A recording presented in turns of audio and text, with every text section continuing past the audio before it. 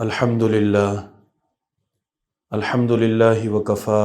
وسلام علی عبادہ الذین اصطفیٰ۔ قال اللہ تبارک وتعالی وقال ربکم ادعونی استجب لکم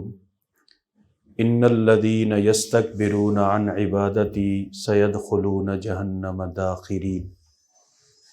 وقال النبی صلی اللہ تبارک وتعالی علیہ وسلم الدعاء سلاح المؤمن وعماد الدین او کما قال رسول اللہ صلی اللہ علیہ وسلم۔ محترم ناظرین و حاضرین، السلام علیکم ورحمۃ اللہ وبرکاتہ۔ آج کی ہماری گفتگو کا عنوان ہے جناب نبی کریم صلی اللہ علیہ وسلم کی مقبول اور منظور دعائیں۔ اللہ رب العزت نے حدیث قدسی میں ارشاد فرمایا کنت کنزا مخفیا فاحببت ان اعرف فخلقت الخلق۔ میں ایک پوشیدہ اور مخفی خزانہ تھا، میں نے چاہا کہ میرا تعارف ہو جائے تو میں نے اپنے تعارف اور اپنی پہچان کے لیے مخلوقات کو پیدا کیا، اور ان تمام مخلوقات میں اللہ رب العزت نے ساری مخلوقات کی سربراہی جس مخلوق کو دی اسے اشرف المخلوقات بنا کے انسان ہونے کا شرف عطا کیا۔ ظاہر سی بات ہے کہ خالق اور مخلوق کے درمیان تعلق ہونا چاہیے، مخلوق کو خالق کی معرفت اور پہچان بھی ہونی چاہیے۔ ہمارے دین کی بنیاد الذین یؤمنون بالغیب ہے۔ ہم نے اللہ تعالیٰ کو بھی نہیں دیکھا، ہم نے فرشتوں کو بھی نہیں دیکھا، ہم نے قرآن کو اترتے بھی نہیں دیکھا، ہم نے وحی کے نازل ہونے کے وقت کو بھی نہیں دیکھا، ہم نے کسی نبی کو بھی نہیں دیکھا، حتیٰ کہ نبوت کے گواہ جو صحابہ کرام تھے ہم نے انہیں بھی نہیں دیکھا۔ لیکن الذین یؤمنون بالغیب کے تقاضے کے مطابق ہر چیز پر ایمان لانا ضروری ہے، اور الحمدللہ ہم ایمان بھی رکھتے ہیں۔ لیکن ایک فطری سی بات ہے کہ خالق اور مخلوق کے درمیان ربط کا کوئی ذریعہ ہونا چاہیے، تعلق کا کوئی ذریعہ ہونا چاہیے جس سے مخلوق کو خالق کی پہچان بھی ہو، معرفت بھی ہو، اور خالق کے اوپر ایمان مضبوط بھی ہو۔ اللہ رب العزت نے اس رابطے کے لیے جو عمل ہمیں دیا ہے اس کا نام ہے دعا۔ ہمارا مسئلہ یہ ہے کہ ہم چاہتے ہیں کہ ہمارا ارادہ ہی ہو جائے، اور جب ہماری چاہت پوری نہیں ہوتی تو ہم بے یقینی کا شکار ہو کے کہتے ہیں کہ اللہ تعالیٰ ہماری سنتے ہی نہیں ہے۔ اللہ رب العزت سنتے بھی ہیں، سمجھتے بھی ہیں اور دیتے بھی ہیں، لیکن ہر چیز کا ایک ذریعہ ہوتا ہے۔ اللہ تعالیٰ نے انسان کی خواہش اور چاہت کو پورا کرنے کا جو ذریعہ بنایا ہے وہ ہے دعا، کہ آپ دعا کے ذریعے سے اپنے اللہ کو جو دعا کی شرائط اور آداب ہیں اس کے ذریعے سے پکاریں، تو اس کا ایک فائدہ یہ ہوگا کہ ہماری پکار سنی جائے گی، ہماری ڈیمانڈ پوری ہوگی، اور جب ہم خود اپنی آنکھوں سے اپنی ڈیمانڈ کو پورا ہوتا دیکھیں گے تو مخلوق اور خالق کے درمیان تعلق مضبوط ہوگا، خالق پہ یقین مضبوط ہوگا کہ ہاں وہ ذات جس سے میں نے مانگا اس ذات نے مجھے دیا، تو یہ مانگنا بھی اور دینا یہ اس ذات کے وجود کی علامت ہے۔ اور یاد رکھیں کہ اللہ نے ساری کائنات، ہمارا ایمان ہے کہ جناب رسول اللہ صلی اللہ علیہ وسلم کے لیے بنائی، اور اللہ نے انسانیت میں سب سے اعلیٰ جو مقام دیا وہ ہمارے نبی کو دیا۔ لیکن عملی طور پہ اگر دیکھا جائے تو ہمارے نبی کی بھی جو چاہت تھی جب تک وہ دعا کا لباس پہن کے اللہ کے پاس نہیں گئی اس وقت تک پوری نہیں ہوئی۔ اور ایسی چیزیں ایسے مقامات اور احوال جہاں پہ اللہ نے خود پہلے کہہ دیا کہ آپ یہ کام کریں، میں مدد کروں گا، ہو جائے گا، لیکن اللہ کے رسول نے اس کام کے ہونے کے لیے بھی دعا کو ذریعہ بنایا۔ تو اگر نبی کا ارادہ بھی ہونا نہیں ہے، نبی کی چاہت بھی بغیر دعا کے پوری نہیں ہوتی، تو ذرا اندازہ کیجئے کہ ہم کس کھیت کی مولی ہیں۔ ہم یہ سمجھیں کہ ہماری چاہت پوری ہو جائے، ہماری خواہش کی تکمیل ہو جائے، جو ہمارے دل میں آئے ہمیں مل جائے، تو ایسا اس وقت تک ممکن نہیں ہے جب تک ہماری جائز خواہش، ہماری جائز ضرورت دعا کا لباس نہیں پہنے گی، دعا کی شرائط پہ پورا نہیں اترے گی، اللہ کے سامنے ہم اپنی التجا کو نہیں رکھیں گے، اس وقت تک اسباب کی دنیا میں پورا ہونا ممکن نہیں ہے۔ اللہ تعالیٰ کرم فرما دے، یہ اللہ کا اختیار ہے۔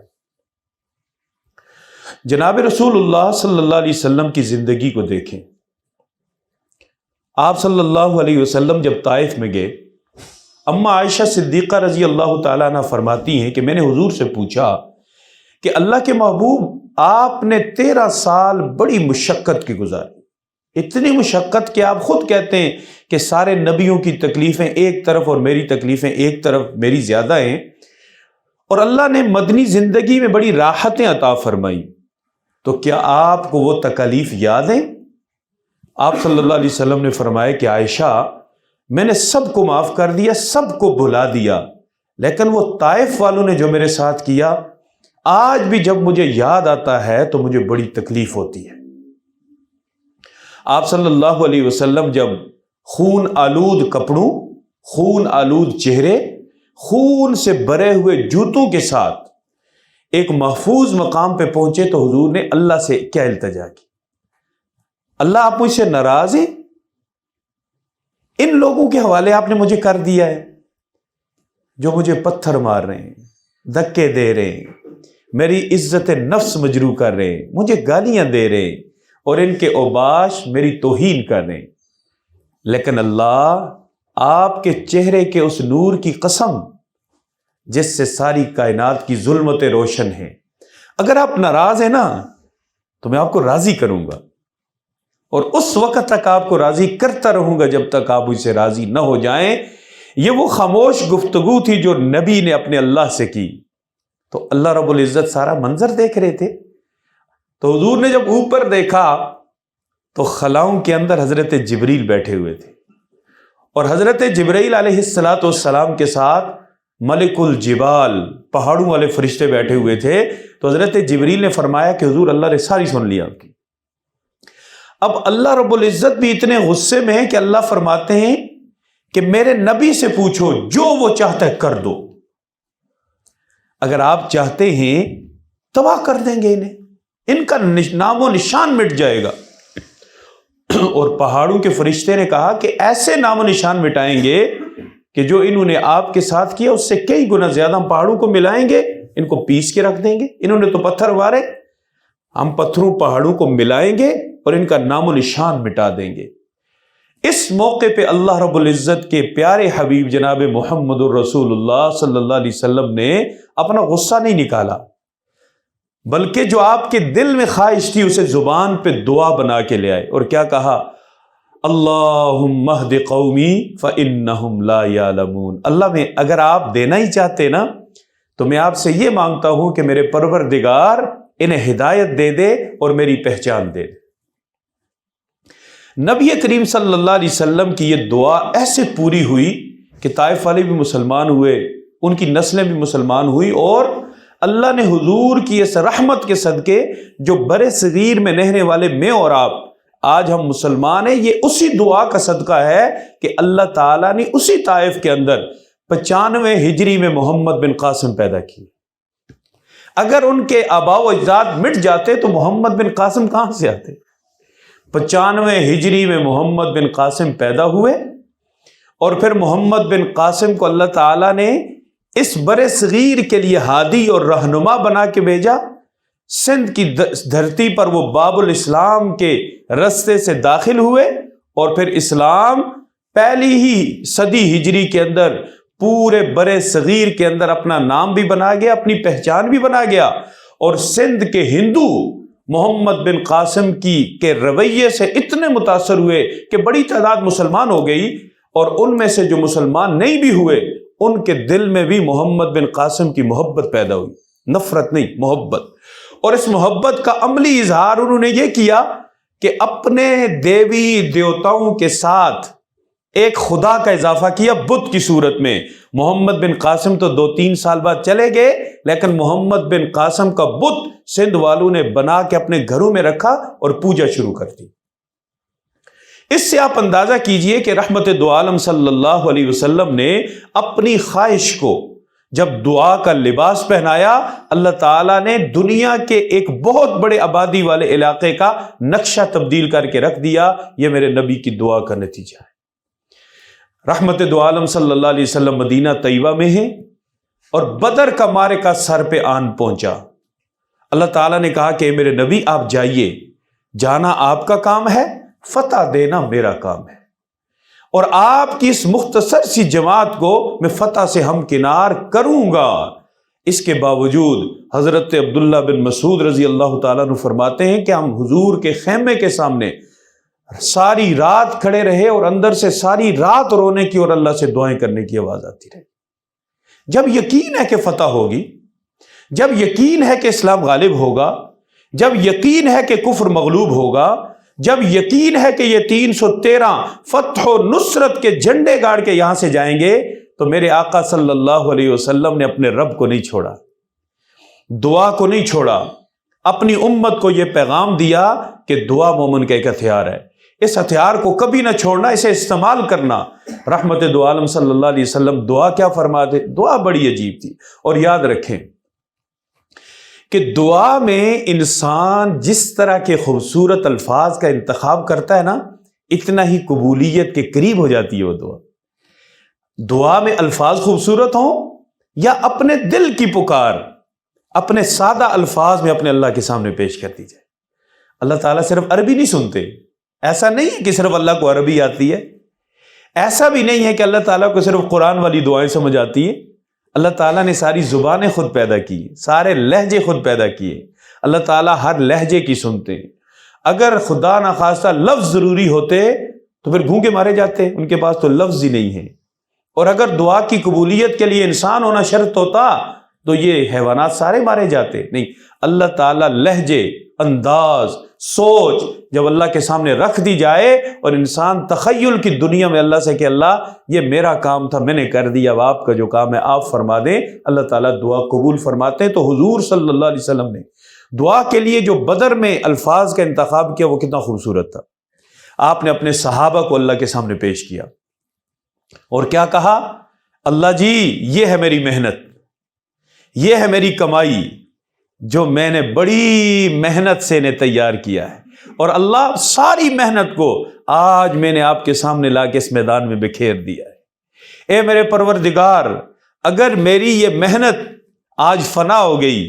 تو میری تو محنت ضائع ہوگی، لیکن اللہ قیامت تک آپ کا نام لینے والا دنیا میں کوئی نہیں رہے گا۔ اب آپ کی مرضی ہے، آپ کا اپنا نام بچانا ہے، نام لینے والوں کو بچانا ہے، تو آج جو آپ نے وعدہ کیا تھا اسے پورا فرما دیں، اور اگر آپ کی مرضی ان کی جان لینے میں ہے تو یہ سب آپ کی امانتیں ہیں۔ پھر یہ دعا جب اپنا اثر دکھاتی ہے تو صبح کا سورج جب طلوع ہوتا ہے تو آسمان سے فرشتے وہ اترتے ہیں جن کے گھوڑوں کو حضور نے دیکھا،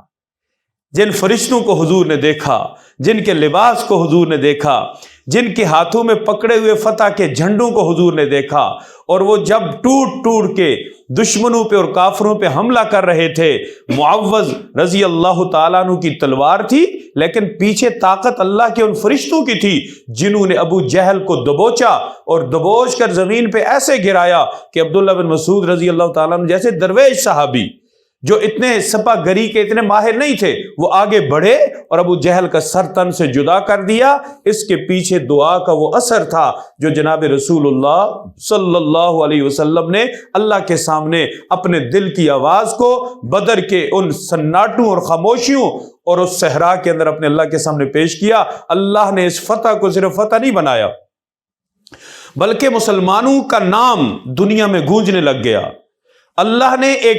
دو بڑی سپر پاوروں کے درمیان ایک تیسرے سپر پاور کو پیدا کیا جس نے چند سالوں کے اندر ان دونوں سپر پاوروں کے غرور کو مٹا کر کیسر و کسرا کے محلات پہ قبضہ کر کے دنیا کو بتا دیا کہ سپر پاور دین بھی ہے محمد رسول اللہ کا، اور سپر پاور طاقت اس وقت محمد رسول اللہ اور آپ کے دین والوں اور آپ کے دین کے پہ چلنے والے صحابہ کے پاس ہے۔ اس کے پیچھے اگر دیکھا جائے تو حضور صلی اللہ علیہ وسلم کی وہ دعا، وہ آہیں، وہ سسکیاں جو بدر کے میدان میں ساری رات اس اندھیرے میں خیمے کے اندر سے رحمت عالم صلی اللہ علیہ وسلم کی زبان سے جاری ہوئی، تو اس میں عرض یہ کرنا چاہ رہا ہوں،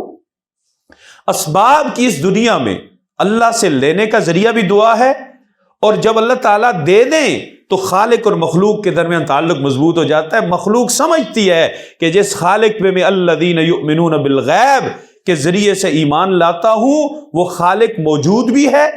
اور وہ خالق سننے والا بھی ہے، اور وہ خالق عطا فرمانے والا بھی ہے، وہ خالق ضروریات اور خواہشات کو پورا کرنے والا بھی ہے۔ امام الانبیاء صلی اللہ علیہ وسلم کی زندگی میں بدر سے بھی زیادہ سخت وہ دن تھا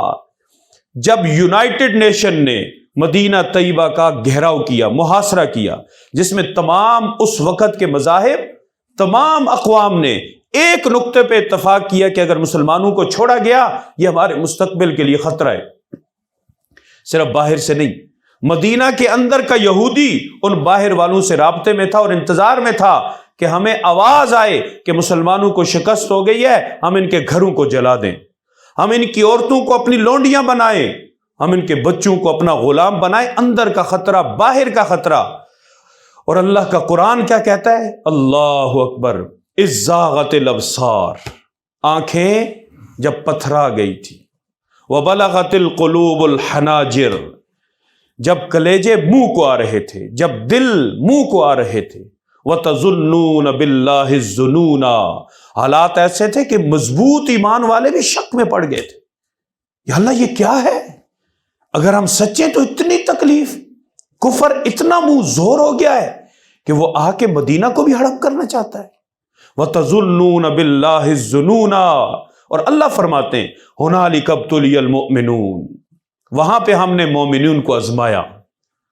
آزمایا، وَزُلْزِلُوا زِلْزَالًا شَدِيدًا، جھنجھوڑا ہم نے ایمان والوں کو، ایسا جھنجھوڑا پیٹ میں کچھ نہیں، پتھر، اوپر سے خوف اتنا کہ کب آئے کہ اب آئے، اور اس کے ساتھ ساتھ سردی اتنی کہ صحابہ کرام رضوان اللہ علیہ مجمعین فرماتے ہیں ہمارے دانت بج رہے تھے اور ہم گرم ہونے کے لیے ایک دوسرے کے جسم سے لگے ہوئے تھے، ایک ایک چادر کے اندر لپٹے ہوئے تھے، رات کی تاریکی تھی، مہینہ پورا ہونے کو تھا اس کیفیت میں۔ جب رسول اللہ صلی اللہ علیہ وسلم نے نماز سے سلام پھیرا اور سلام پھیر کے ایک دعا کی، اللہم منزل الکتاب سریع الحساب اہزم الاحزاب اللہم اہزمہم وزلزلہم، اے وہ ذات جس نے کتاب نازل کی ہے، اے وہ ذات جس نے حساب لینا ہے، اے وہ ذات اس گروہ کو، ان جماعتوں کو شکست دے دے، ربا ان کو شکست دے دے، انہیں جھنجھوڑ دے، انہیں جھنجھوڑ دے، انہیں تباہ بر فرما دے۔ یہ دعا کر کے حضور نے پیچھے مڑ کے کہا کون ہے جو دشمن کی خبر لے کے آئے؟ صحابہ فرماتے ہیں کہ حالات اتنے سخت تھے، اتنے کوئی کھڑا نہ ہوا، رات کی تاریکی، سردی کی شدت اور خوف کا عالم یہ تھا کہ بیان نہیں کیا جا سکتا۔ جب قرآن اس خوف کو یوں بیان کرتا ہے، اذ زاغت الابصار، آنکھیں پتھرائی ہوئی تھی، وبلغت القلوب الحناجر، دل اچھل اچھل کے منہ کو، جس کو ہم کہتے ہیں نا اپنی زبان میں کلیجہ منہ کو آنا، قرآن کہتا ہے ایسا ہوا۔ وَتَظُنُّونَ بِاللَّهِ الظُّنُونَ، تم اللہ تعالیٰ پہ مختلف گمان کرنے لگے کہ اللہ کیا ہے۔ هُنَالِكَ ابْتُلِيَ الْمُؤْمِنُونَ، اس وقت مومن آزمائے گئے، وَزُلْزِلُوا زِلْزَالًا شَدِيدًا، شدید جھنجھوڑے گئے۔ ایک دفعہ کوئی نہ اٹھا، پھر حضور نماز پڑھنے لگ گئے، پھر سلام پھیرا، جاؤ بھائی کوئی دشمن کی خبر لاؤ، کون جائے گا؟ کوئی نہیں اٹھا، پھر نماز، تیسری دفعہ، چوتھی دفعہ حضور صلی اللہ علیہ وسلم نے موڑ کے کہا حذیفہ کدھر ہے؟ حذیفہ بن الیمان، جاؤ دشمن کی خبر لو۔ بس حضور نے ککے نہ تھا، میں کھڑا ہو گیا۔ شدید سردی تھی، لیکن اب سردی کدھر تھی جب حضور کا حکم تھا۔ میں چلنے لگ گیا۔ جب میں چلا تو رحمت دو عالم صلی اللہ علیہ وسلم نے فرمایا کہ حذیفہ جاؤ، یاد رکھو صرف خبر لے کے آنا اور کچھ نہیں کرنا۔ میں چلا گیا۔ میں جب خندق عبور کر کے دشمن کے درمیان میں جا کے پہنچا تو وہاں میں نے کیا دیکھا؟ حالات بہت ہی برے تھے۔ خیمے آندھی نے اکھاڑ کے پھینکے ہوئے تھے، سواریاں رسے تڑوا کے بھاگ گئی تھی، ہانڈیاں الٹی ہوئی تھی، چولہے بجھے ہوئے تھے، آپس میں بے اتفاقی ایسی تھی کہ کوئی ایک دوسرے کے ساتھ سیدھے منہ بات نہیں کر رہا تھا۔ تو جب مجھے محسوس کیا گیا، لوگ تو بہت تیز تھے، ان کے سینس بڑے تیز تھے، اس اندھیرے میں بھی انہوں نے محسوس کیا کہ اجنبی کوئی لگتا ہے آ گیا ہے۔ تو ابو سفیان رضی اللہ تعالیٰ عنہ جو مسلمان نہیں ہوئے تھے، انہوں نے ایک اعلان کیا، او بھائی لگتا ہے کہ کوئی اجنبی ہمارے درمیان میں آ گیا ہے، ہمارا راز باہر نہیں جانا چاہیے، سارے ایک دوسرے کا ہاتھ پکڑو اور تعارف کرو کون کون ہے۔ تو حضرت حذیفہ رضی اللہ تعالیٰ عنہ فرماتے ہیں کہ یہ بڑی آزمائش تھی ہے کہ مجھ سے کسی نے پوچھ لیا تو میں کیا کہوں گا، لیکن جب انسان اللہ کی خاطر قربانی دیتا ہے، اللہ تعالیٰ رستے ایسے بناتے ہیں انسان کو پتہ ہی نہیں ہوتا۔ کہتے ہیں کہ اس سے پہلے کہ کوئی میرا ہاتھ پکڑتا، میں نے ادھر والے کا بھی پہلے ہاتھ پکڑا، ادھر والے کا بھی پکڑا، اس سے پہلے کہ کوئی مجھ سے پوچھتا، میں نے کہا بھائی تو کون ہے، تیرے والد کا نام کیا ہے، تیرا قبیلہ کون سا ہے۔ اب وہ مجھ سے پوچھتا تو میں نے ادھر والے سے پوچھنا شروع کر دیا، ہاں بھائی تو کون ہے، تیرا نام کیا ہے، تو کہاں سے آیا ہے۔ ان دونوں نے تعارف کرا، میں نے کہا ٹھیک ہے اپنے ہی ہو۔ اب انہیں سوال کا میں نے موقع ہی نہیں دیا، اتنے میں ابو سفیان میرے سامنے آئے اور وہ کہہ رہے تھے کہ لوگوں حالات بڑے سخت ہیں، یہ دیکھو آندھی نے کیا حالات کر دیے ہیں، خیمے اکھڑ گئے ہیں، سواریاں رسے تڑوا کے بھاگ گئی ہیں، کھانے کو کچھ نہیں ہے، آگ نہیں ہے، چولہے بجھ گئے، وہاں آگ کہاں سے جلائیں گے، بڑی مشکل سے جلی تھی، بنو قریظہ نے بھی ہمارے ساتھ دھوکہ کیا ہے، اس لیے میرا مشورہ یہ ہے کہ ہمیں فوری طور پہ یہاں سے چلنا چاہیے۔ وہ یہ کہہ رہے تھے اور میں نے کہا کہ آج موقع بڑا اچھا ہے، تیر اور کمان بھی ہے، ان کا کام تمام کر کے حضور کو جا کے خوشخبری سناؤں گا، سردار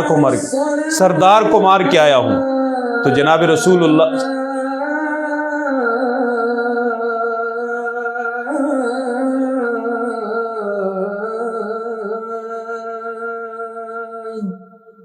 بس تو میرے سامنے وہ تھے، تو میں نے تیر نکالا اور تیر کو کمان کے اندر صحیح ٹائٹ کیا، نشانہ لگانے ہی والا تھا کہ مجھے رسول اللہ صلی اللہ علیہ وسلم کی وہ بات یاد آئی جو آتے ہوئے آپ نے فرمائی، حذیفہ خبر لانا اور کچھ نہیں کرنا۔ یہ جنگی حکمت عملی، اگر یہ انہیں مارتے مار دیتے تو حضور کے پاس پیغام کیسے آتا، ظاہر انہیں بھی کوئی نہ چھوڑتا۔ تو یہ جنگی حکمت عملی کے تحت حضور نے یہ فرمایا، اور آپ کو اپنے صحابہ کی ایمان اسلام سے محبت اور حضور سے پیار کا پتہ تھا۔ حضرت حذیفہ فرماتے ہیں یہ خبر لے کے میں فوراً واپس آیا، اللہ تعالیٰ نے میری سردی کو گرمی سے بدل دیا، اور اس شدید ٹھنڈ میں مجھے یوں لگ رہا تھا کہ جیسے میں سردی میں نہیں، کسی گرم حمام کے اندر، کسی گرم عمارت کے اندر ہوں، اور اس عمارت کے اندر میں چل رہا ہوں۔ اس کے پیچھے اللہ رب العزت کے رسول کی وہ پیاری دعا تھی جو آپ صلی اللہ علیہ وسلم نے فرمائی تھی، اللہ آپ کتاب کو نازل کرنے والے ہیں، آپ حساب لینے والے، شکست دے دے انہیں بہت ہو گیا۔ اب جب وہ واپس گئے، رحمت دو عالم صلی اللہ علیہ وسلم کے پاس خبر پہنچی تو آپ نے ایک تاریخی جملہ ارشاد فرمایا۔ اب آپ نے فرمایا میرے صحابہ یاد رکھو، اب یہ کبھی نہیں آئیں گے، اب ہم جائیں گے، اب انہیں اللہ تعالیٰ آنے کی توفیق نہیں دیں گے، اب ہم جائیں گے۔ پھر حدیبیہ میں مسلمان گئے، معاہدہ ختم ہوا، فتح مکہ میں بھی مسلمان گئے، اور فتح مکہ کے پیچھے بھی نبی کریم صلی اللہ علیہ وسلم کی وہ دعائیں تھی جو آپ کو مکۃ المکرمہ اور اللہ رب العزت کے گھر سے پیار تھا، اور اس کو دوبارہ حاصل کرنے کے لیے رحمت دو عالم صلی اللہ علیہ وسلم کے دل میں ایک تڑپ تھی، جو تڑپ دعا کے الفاظ بن کے اللہ کے سامنے پیش ہوتی تھی۔ نبی کریم صلی اللہ علیہ وسلم نے جو دعائیں دی، اللہ تعالیٰ نے وہ قبول تو ہونی تھی، لیکن امت کو ایک پیغام دیا کہ اپنی خواہش کو جب تک دعا بنا کے اللہ کے سامنے پیش نہیں کرو گے، اس وقت تک تمہاری ضرورت پوری نہیں ہوگی۔ حضرت انس رضی اللہ تعالیٰ عنہ 10 سال کی عمر میں حضور کی خدمت میں آئے، والدہ نے حضور کا خادم بنایا اور ساتھ کہا کہ آقا بچے کے لیے دعا فرما دیں۔ اللہ کے رسول صلی اللہ علیہ وسلم نے فرمایا یا اللہ اس کی زندگی میں برکت دے، اس کے مال میں برکت دے، اور اس کی اولاد میں برکت دے، حضرت انس رضی اللہ تعالیٰ عنہ فرماتے ہیں میں نے خود اپنی زندگی میں حضور کی یہ تینوں دعائیں اس طرح قبول ہوتی دیکھی کہ میرے علاوہ کسی کے حق میں اس طرح قبول نہیں ہوئی۔ اللہ کے رسول صلی اللہ علیہ وسلم نے مجھ سے میرے لیے دعا کی اللہ انس کی عمر میں برکت دے، تو میری عمر، حضرت انس کی عمر ایک روایت کے مطابق 103 سال اور ایک روایت کے مطابق 110 سال کی عمر میں حضرت انس رضی اللہ تعالیٰ عنہ دنیا سے رخصت ہوئے۔ اور اولاد میں برکت کی دعا حضور نے فرمائی، 82 یا 83 بچے، بچیاں، پوتے، پوتیاں، نواسے، نواسیاں، حضرت انس فرماتے ہیں میں نے خود اپنی آنکھوں سے انہیں دیکھا۔ 82 یا 83 کا خاندان، اولاد میں برکت اور مال میں برکت کی دعا کی۔ کہتے ہیں میں بڑا فقیر تھا، لیکن اللہ کے رسول صلی اللہ علیہ وسلم کی دعا کی وجہ سے میں اتنی برکت اللہ نے دی کہ سونا، جب مجھے بازار سے کوئی چیز لانی ہوتی تو سونا اتنا میرے گھر پڑا ہوتا، میں کھدال سے توڑتا، کھدال سے اس کا ایک ٹکڑا توڑ کے بازار لے جاتا اور چیز لے کے آتا۔ حضرت ابو ہریرہ رضی اللہ تعالیٰ عنہ حضور کی خدمت میں آئے اور فرمایا کہ آقا میری اماں بڑی اچھی ہیں لیکن اسلام کے معاملے میں بہت سخت ہے، جب میں گھر میں دین کی کوئی بات کرتا ہوں مجھے سخت مارتی ہیں۔ اللہ کے رسول آپ کی دعا کے ذریعے سے مسلمان ہو سکتی ہیں اور کوئی صورت اب باقی نہیں رہی۔ حضرت ابو ہریرہ نے جب اپنی خواہش کو حضور کے سامنے پیش کیا تو اللہ کے رسول صلی اللہ علیہ وسلم نے ہاتھ اٹھائے اور کہا اللہم اہد ام ابی ہریرہ، اللہم اہد ام ابی ہریرہ، اے اللہ ابو ہریرہ کی ماں کو ہدایت دے دے۔ کہتے ہیں کہ حضرت ابو ہریرہ نے جب یہ الفاظ سنے اتنا یقین تھا انہیں حضور کی دعا پہ، کہتے ہیں کہ حضرت ابو ہریرہ رضی اللہ تعالیٰ عنہ گھر دوڑ لگا کے جانے لگے۔ رستے میں کوئی ملا اور اس نے کہا کہ ابو ہریرہ دوڑ کیوں رہے ہو، کیا جلدی ہے، آپ تو بڑے درویش قسم کے آدمی، آپ تیز بھی نہیں چلتے، آج دوڑ رہے ہو؟ تو حضرت ابو ہریرہ رضی اللہ تعالیٰ عنہ نے فرمایا ہٹو میرا رستہ نہ روکو، میں اس لیے دوڑ رہا ہوں کہ حضور نے دعا دی ہے، میں دیکھنا چاہتا ہوں کہ میں پہلے پہنچتا ہوں کہ حضور کی دعا پہلے پہنچتی۔ کہتے ہیں جب میں گھر گیا تو دروازہ بند تھا اور اندر کسی کے نہانا محسوس ہو رہا تھا، میں نے دستک دی تو اماں نے کہا بیٹا ذرا ٹھہرو، میں نہا رہی ہوں، میں باہر نکلوں گی دروازہ کھولوں گی۔ مجھے اپنی ماں کے لہجے سے اندازہ ہو گیا کہ دعا پہلے پہنچ گئی۔ جب دروازہ کھولا تو دروازہ کھول کے مجھ سے کہا بیٹا جس نبی کے پاس سے آ رہے ہو نا، جو اس کا جو کلمہ تم نے پڑھا ہے میں بھی وہ پڑھنا چاہتی ہوں، تو میں نے کلمہ پڑھایا اور میری ماں نے کلمہ پڑھا، اشہد ان لا الہ الا اللہ و اشہد ان محمدن عبدہ و رسولہ، یہ پڑھا کے میں مبارک دینے حضور کے پاس واپس آیا۔ جب میں اللہ کے رسول صلی اللہ علیہ وسلم کی خدمت میں حاضر ہوا، بتایا اور ساتھ میں نے ایک اور درخواست کر دی، میں نے کہا حضور ایک اور دعا فرما دیں، ہم مسلمان تو ہو گئے، اللہ تعالیٰ میرے لیے اور میری ماں کے لیے مومنوں کے دلوں میں محبت پیدا فرما دیں۔ اب آپ اندازہ کریں ابو ہریرہ ہی ابو ہریرہ ہے، بخاری شریف کھولے تو ابو ہریرہ ہی ابو ہریرہ، مسلم کھولے، ابو داؤد، حدیث کی جو بھی کتاب کھولے، حضور کا ہر امتی کہتا ہے عن ابی ہریرہ رضی اللہ تعالی عنہ، اللہ تعالیٰ نے وہ مقام دیا۔ تو میرے بھائیوں اور عزیزوں، اس وقت امت مسلمہ شدید ابتلا میں ہے۔ اہل فلسطین اور اہل غزہ تاریخ کے بدترین دور سے گزر رہے، کوئی عمارت سلامت نہیں ہے، کوئی گھر بچا ہوا نہیں ہے، کوئی خاندان ایسا نہیں ہے کہ جہاں سے جنازہ نہیں اٹھا، ننھے معصوموں کے جنازے اٹھا کے وہ تھک گئے۔ ان کے ہسپتال والے کہتے ہیں کہ ہسپتال کے صحن لاشوں سے بھر گئے، ہمارے پاس دفنانے کی جگہ نہیں ہے۔ ہم میں سے ہر شخص دکھی ہے، ہر شخص دکھی ہے، اتنا دکھی ہے کہ ہم وہ دکھ اپنا الفاظ میں بیان نہیں کر سکتے۔ جب وہاں کی ویڈیوز آتی ہیں کہ ماں کہتی ہے 8 سال میں نے اس کے لیے انتظار کیا، 8 سال بعد اللہ نے دیا تھا، چلا گیا۔ جب بچے اپنے بازو دکھاتے ہیں کہ ہم نے نام ٹیٹو بنا کے لکھوا دیے ہیں تاکہ ہمارے ماں باپ کو ہماری لاش پہچاننے میں دشواری نہ ہو، کیا ہے؟ اپنے گھروں میں اطمینان اور سکون سے ہم بیٹھے ہوئے ذرا اپنے بچوں میں دیکھ کے سوچا کریں کہ اگر میرا بچہ مجھ سے یہ کہے، میرا دل پھٹ جائے گا کہ میرا بچہ مجھ سے یہ کہتا ہے کہ میں نے بازو پہ نام لکھوایا، میں مر گیا تو مجھے اس سے تلاش کر لینا۔ تو میرے بھائیوں اور عزیزوں، امت پہ بڑا کٹھن وقت ہے، آئیے اللہ کے سامنے آ جائیں، اپنے گناہ اپنے اللہ کے سامنے پیش کر کے معافی کی درخواست کریں، اور جو کوئی جو کچھ کر سکتا ہے اپنا حصہ ڈالیں۔ جانی کوئی کر سکتا ہے وہ ڈالے، مالی حصہ ڈال سکتا ہے وہ ڈالے، کوئی بول سکتا ہے بولے، کوئی لکھ سکتا ہے لکھے، سوشل میڈیا کا استعمال کر سکتا ہے سوشل میڈیا کا استعمال کرے، اور ان ظالم درندوں کی مصنوعات کا بائیکاٹ کر سکتا ہے مصنوعات کا بائیکاٹ کرے۔ لیکن ایک کام تو ہم سارے کر سکتے ہیں، آئیے اپنے اللہ کے پاس، اور جو رستہ سیدھا نہیں جاتا فلسطین اور غزہ میں، لیکن ایک رستہ تو ہے نا جو اوپر سے ہو کے جاتا ہے، ہم اس رستے کو اختیار کریں اور اپنے اللہ سے کہیں اللہ میں ہوں مجرم اور سزا ان کو مل رہی ہے، کریم اللہ میرا جرم معاف کر کے ان کی سزا کا خاتمہ کر دیں، اور ساتھ میں اللہ سے مانگیں اللہ مجاہدین کو استقامت دے۔ وہ جو نہتے اپنی جان ہتھیلی پہ رکھ کے دنیا کے ایک بہت بڑے طاقتور ظالم سے ٹکرا گئے، اور اس وقت صرف ایک چیز سمجھ آتی ہے کہ موت انہیں ڈراتی ہے جو موت سے ڈرتے ہیں۔ جب کوئی آدمی موت سے ڈرنا چھوڑ دیتا ہے نا تو موت سے ڈرنے والے پھر اس سے ڈرتے ہیں۔ اس وقت حالات ایسے ہی ہیں، ایک طرف نہتے معصوم چند، اور دوسری طرف دنیا کی وہ سپر پاور طاقت کہ جس کے ملک سے ہر روز کوئی نہ کوئی نئی ایجاد ہو رہی ہے، اور دنیا میں سب سے زیادہ ایجادات جہاں سے ہو رہی ہیں، کس چیز کا خوف ہے وہ زمین سے آ کے انہیں ختم نہیں کرتے، صرف اس چیز کا جو اللہ رب العزت کا کرم ان کے ساتھ ہے، اور جو انہوں نے صحابہ کی طرح موت کو ترجیح دی ہے زندگی پر، موت کو پسند کیا ہے اس زندگی کے مقابلے میں جو کو گٹھن والی ہو۔ تو سارے حضرات دعا کریں اور اللہ رب العزت سے یہ التجا کریں کہ اے خاصان رسول وقت دعا ہے، امت پہ تیری آ کے عجب وقت پڑا ہے، جو دین بڑی شان سے نکلا تھا وطن سے، پردیس میں وہ آج غریب الغربا ہے، جس دین کے مدعو تھے کبھی کیسر و کسرا، خود آج وہ مہمان سرائے فقراء ہے، وہ دین ہوئی بزم جہاں جس سے فروغاں، خود اس کی مجالس میں نہ بتی نہ دیا ہے۔ وآخر دعوانا ان الحمدللہ رب العالمین۔